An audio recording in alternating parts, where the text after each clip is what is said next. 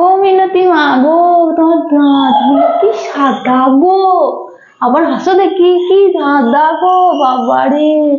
কি দিয়ে দাঁত মাজো বাপু তুমি?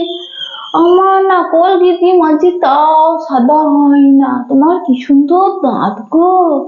না গো দিদি, তোমাকে এমন কিছু ব্যবহার করতে হবে না, কিন্তু হবে না। আমাদের বাড়িতেই থাকে সাবান, বাসন মানে না এমনি এমনি করে দরদুরে দরদুরে দোষের মধ্যে। আমি যখন আমাদের দাঁত মাজি না, তখন কথা বলতে হয় তো, কথা বললে তো ভেতরে ভেতরে চলে যায়, কিছুই হবে না, একটু পাতলা পায়খানা হবে, কিন্তু দাঁত তোমার পরিষ্কারই থাকবে।